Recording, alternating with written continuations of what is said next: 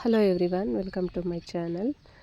ಇವತ್ತಿನ ವಿಡಿಯೋದಲ್ಲಿ ನಾನು ಚವಳಿಕಾಯಿ ಅಥವಾ ಗೋರಿಕಾಯಿ ಅಂತ ಏನು ಹೇಳ್ತಾರಲ್ಲ, ಅದರ ಪಲ್ಯನ ಯಾವ ರೀತಿ ಮಾಡೋದು ಅಂತಂದೇಳಿ ತೋರಿಸ್ಕೊಡ್ತಾ ಇದ್ದೀನಿ. ಬನ್ನಿ ನಾವು ವಿಡಿಯೋನ ಸ್ಟಾರ್ಟ್ ಮಾಡೋಣ. ಮೊದಲು ಗ್ಯಾಸ್ ಆನ್ ಮಾಡಿ ಬಾಣಲಿ ಇಟ್ಟು ಚವಳಿಕಾಯಿನೆಲ್ಲ ಸೋಸಿಟ್ಕೊಂಡಿರಬೇಕು ಮುರಿದು, ಅದನ್ನು ಬಾಣಲಿಗೆ ಹಾಕಿ ಚೆನ್ನಾಗಿ ಹುರಿತಾ ಇದ್ದೀನಿ. ಮೊದಲಿಗೆ ಸ್ವಲ್ಪ ಗ್ಯಾಸ್ ಫ್ಲೇಮ್ನ ಜಾಸ್ತಿನೇ ಇಟ್ಕೊಂಡು ಹುರಿಬೇಕು, ಯಾಕೆಂದರೆ ಅದೇನು ಅಷ್ಟೊಂದೇನು ತೆಳುವಾಗಿರೋದಿಲ್ಲ.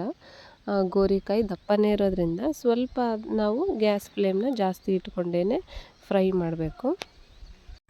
ಕೆಲವರು ಗೋರಿಕಾಯಿನ ಹುರಿಯೋದಿಲ್ಲ, ಡೈರೆಕ್ಟಾಗಿ ಹಾಗೆ ಪಲ್ಯ ಮಾಡ್ತಾರೆ. ಬಟ್ ಅದು ಅಷ್ಟು ಟೇಸ್ಟಾಗಿ ಬರೋದಿಲ್ಲ. ಒಂದು ಸಲ ನೀವು ಹುರಿದು ಪಲ್ಯ ಮಾಡಿ ನೋಡಿ, ಆವಾಗ ಅದ್ರ ರುಚಿ ಹೇಗಿರುತ್ತೆ ಅಂತಂದು ಹೇಳಿ ಗೊತ್ತಾಗುತ್ತೆ. ನೀವು ಈ ರೀತಿ ಫ್ರೈ ಮಾಡಿದ ಮೇಲೆ ಅದು ಸ್ವಲ್ಪ ಕಪ್ಪತ್ತಕ್ಕೆ ಸ್ಟಾರ್ಟ್ ಆಗುತ್ತೆ. ಗೋರಿಕಾಯಿ ಮೇಲೆಲ್ಲ ಸಣ್ಣ ಸಣ್ಣದಾಗಿ ಕಪ್ಪತ್ತಿರುತ್ತೆ. ಆವಾಗ ಗ್ಯಾಸ್ನ ಸ್ವಲ್ಪ ಕಡಿಮೆ ಮಾಡಿಬಿಟ್ಟು ನಿಧಾನ ಉರಿಲಿ ಆವಾಗ ಅದನ್ನು ಫ್ರೈ ಮಾಡೋಕ್ಕೆ ಸ್ಟಾರ್ಟ್ ಮಾಡಿ. ಇವಾಗ ನೋಡಿ ಸ್ವಲ್ಪ ಹೊಗೆ ಬರ್ತಾಯಿದೆ. ಎಲ್ಲ ಗೋರಿಕಾಯಿಗಳು ಸಹ ಫ್ರೈ ಆಗಿದ್ದಾವೆ, ಚೆನ್ನಾಗಿ ಹುರಿದಿದ್ದೀನಿ. ಇವಾಗ ಇನ್ನೇನು ಲಾಸ್ಟಲ್ಲಿ ಇನ್ನೇನು ಭಾಳ ಕಪ್ಪತ್ತು ಬಿಡುತ್ತೆ ಅಂದಾಗ ಒಂದೇ ಒಂದು ಸ್ಪೂನಷ್ಟು ಎಣ್ಣೆನ ಬಿಟ್ಟು ಅದನ್ನು ನೀಟಾಗಿ ಫ್ರೈ ಮಾಡ್ತಾಯಿದ್ದೀನಿ. ಮೊದಲೇ ಎಣ್ಣೆ ಬಿಟ್ಟರೆ ಏನಾಗುತ್ತೆ ಅಂದರೆ ಅದು ಸ್ವಲ್ಪ ಕೂಡ ಎಲ್ಲೂ ಕಪ್ಪತ್ತಲ್ಲ, ಆ ರೀತಿ ಫ್ರೈ ಆಗಿಬಿಡುತ್ತೆ. ಹಂಗಾಗಿ ಮೊದಲು ಫ್ರೈ ಮಾಡಿಕೊಂಡು ಆಮೇಲೆ ಎಣ್ಣೆನ ಹಾಕಿದ್ದೀನಿ. ಇವಾಗ ಅದನ್ನು ಗ್ಯಾಸ್ನ ಆಫ್ ಮಾಡಿ ಚೆನ್ನಾಗಿ ಹುರಿದ ಮೇಲೆ ಅದಕ್ಕೆ ನೀರನ್ನ ಹಾಕಿ ವಾಶ್ ಮಾಡ್ತಾಯಿದ್ದೀನಿ. ಇದನ್ನು ತೊಳೆದ್ಬಿಟ್ಟೆ ಹಾಕಬೇಕು. ಯಾಕೆ ಅಂತಂದರೆ ಫ್ರೈ ಮಾಡಿದಾಗ ಅದರಲ್ಲಿ ಕಪ್ಪೆಲ್ಲ ಆಗಿರೋದು, ಆಮೇಲೆ ಬೀಜಗಳೆಲ್ಲ ಫ್ರೈ ಆಗಿ ಹಾಗೆ ಇರೋದು ಎಲ್ಲ ಇರುತ್ತೆ. ಆದ್ದರಿಂದ ಅದನ್ನು ಫಸ್ಟು ವಾಶ್ ಮಾಡಿ ನೀರನ್ನು ಬಸಿದು ಬೇರೆ ಪಾತ್ರೆಗೆ ಟ್ರಾನ್ಸ್ಫರ್ ಮಾಡಿಕೊಂಡು ಅದಕ್ಕೆ ನಾನಿವಾಗ ನೀರನ್ನು ಹಾಕಿ ಬೇಯಲಿಕ್ಕೆ ಇಡ್ತಾಯಿದ್ದೀನಿ. ಇದು ಚೆನ್ನಾಗಿ ಕುದಿಬೇಕು. ಒಂದು 60 to 70% ಗೋರಿಕಾಯಿ ಬೆಂದಾದಮೇಲೆ ಅದಕ್ಕೆ ಇವಾಗ ಉಪ್ಪನ್ನು ಆ್ಯಡ್ ಮಾಡ್ತಾಯಿದ್ದೀನಿ. ಉಪ್ಪನ್ನು ಹಾಕಿ ಒಂದು 5 ನಿಮಿಷ ಅದನ್ನು ಬೇಯಿಸ್ಕೊಂಡ್ರೆ ಸಾಕು. ನೀವು ಅದನ್ನು ನೋಡಿದಾಗ ಗೊತ್ತಾಗುತ್ತೆ ಅದು ಗೋರಿಕಾಯಿ ಬೆಂದಿರೋದು. ಅಷ್ಟು ಬೆಂದಿದ್ದರೆ ಅದನ್ನು ಬಸಿದು ತೆಗೆದಿಟ್ಕೊಂಬಿಡಿ. ನೀರನ್ನು ಚೆನ್ನಾಗಿ ಬಸಿದಿಟ್ಕೊಂಡ್ರೆ ಡೈರೆಕ್ಟಾಗಿ ನಾವು ಪಲ್ಯಗೆ ಒಗ್ಗರಣೆಗೆ ಟ್ರಾನ್ಸ್ಫರ್ ಮಾಡ್ಬೋದು. ಇವಾಗ ಬಾಣಲಿ ಇಟ್ಟು ಒಂದು 2 ಸ್ಪೂನಷ್ಟು ಎಣ್ಣೆನ ಹಾಕಿದ್ದೀನಿ. ಇದಕ್ಕೆ ಸ್ವಲ್ಪ ಸಾಸಿವೆ, ಒಗ್ಗರಣೆಗೆ ಕರಿಬೇವು. ಎಣ್ಣೆ ತುಂಬ ಜಾಸ್ತಿ ಕಾದಿತ್ತು, ಹಾಗಾಗಿ ಬೇಗ ಸಿಡಿದು ಬಿಡ್ತದೆ. ಹಾಗಾಗಿ ತರಕಾರಿನೂ ಬೇಗ ಹಾಕ್ತಾಯಿದ್ದೀನಿ. ಕಟ್ ಮಾಡಿಟ್ಟಿದ್ದಂತಹ ಹಸಿರು ಮೆಣಸಿನ್ಕಾಯಿ ಹಾಗೆ ಈರುಳ್ಳಿ. ಗೋರಿಕಾಯಿ ಏನಾದರೂ ಕಡಿಮೆ ಇತ್ತು ಅಂತಂದು ಹೇಳಿದರೆ ನೀವು ಈರುಳ್ಳಿನ ಅದ್ರ ಪ್ರಮಾಣನ ಜಾಸ್ತಿನೇ ಆ್ಯಡ್ ಮಾಡ್ಬೋದು. ಈರುಳ್ಳಿ ಜಾಸ್ತಿ ಹಾಕಿದಷ್ಟು ಪಲ್ಯ ಚೆನ್ನಾಗೇ ಇರುತ್ತೆ. ನಾನು ಕೂಡ ಜಾಸ್ತಿನೇ ಈರುಳ್ಳಿನ ಕಟ್ ಮಾಡಿಬಿಟ್ಟು ಹಾಕಿದ್ದೀನಿ. ಇವಾಗ ಇದನ್ನು ಸ್ವಲ್ಪ ಫ್ರೈ ಮಾಡಿಬಿಟ್ಟು ಲಾಸ್ಟಲ್ಲಿ ಟೊಮೆಟೊ ಸೇರಿಸ್ತಾಯಿದ್ದೀನಿ.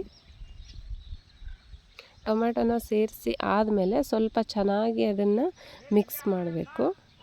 ಮಿಕ್ಸ್ ಮಾಡಿಬಿಟ್ಟು ಮೊದಲೇ ಈರುಳ್ಳಿ ಎಲ್ಲ ಫ್ರೈ ಆಗಿರುತ್ತಲ್ಲ, ಈಗ ಗೋರಿಕಾಯಿಗೆ ಮುಂಚೆನೇ ಉಪ್ಪು ಹಾಕಿದ್ವಿ. ಹಂಗಾಗಿ ಒಗ್ಗರಣೆಗೆ ಇದಕ್ಕೆ ಎಷ್ಟು ಬೇಕೋ ಅಷ್ಟು ಮಾತ್ರ ಉಪ್ಪನ್ನು ಇದಕ್ಕೇ ಆ್ಯಡ್ ಮಾಡ್ತಾಯಿದ್ದೀನಿ.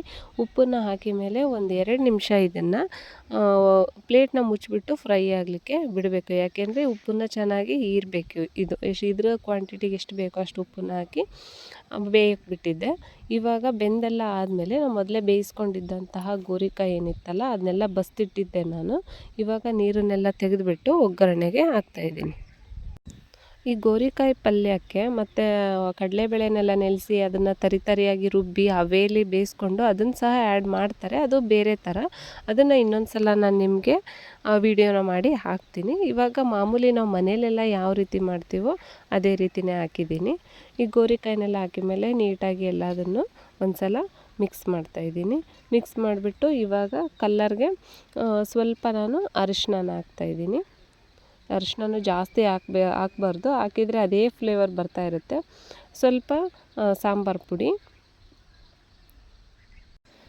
ಪುಡಿ ಅಂದರೆ ನಿಮ್ಮ ಮನೆಯಲ್ಲಿ ನೀವು ಯಾವುದನ್ನು ಯೂಸ್ ಮಾಡ್ತೀರೋ ಅದನ್ನೇ ಹಾಕಿ. ಬೇಕಾದರೆ MTR ಸಾಂಬಾರು ಕೂಡ ಹಾಕ್ಬೋದು. ನಮ್ಮ ಮನೆಯಲ್ಲಿ ನಾವು ಮಾಡಿಟ್ಕೊಂಡಿದ್ದಂಥ ಪುಡಿನ ಹಾಕಿದ್ದೀನಿ. ಸ್ವಲ್ಪ ಹುರ್ಗಡ್ಲೆ ಪುಡಿನೂ ಸಹ ಹಾಕ್ತಾಯಿದ್ದೀನಿ. ಹುರ್ಗಡ್ಲೆ ಪುಡಿ ಅಂದರೆ ಸ್ವಲ್ಪ ಏನಾದರೂ ನೀರಿನಂಶ ಬಿಟ್ಕೊಂಡಿದ್ರೆ ಬ್ಯಾಲೆನ್ಸ್ ಆಗುತ್ತೆ ಅಂತ. ಲಾಸ್ಟಲ್ಲಿ ಗುರಾಳ್ ಪುಡಿ ಅಂತೂ ಮಿಸ್ ಮಾಡಲೇಬಾರ್ದು. ಇದಿಲ್ಲದೇ ಈ ಪಲ್ಯ ಚೆನ್ನಾಗಿ ಆಗೋದೇ ಇಲ್ಲ.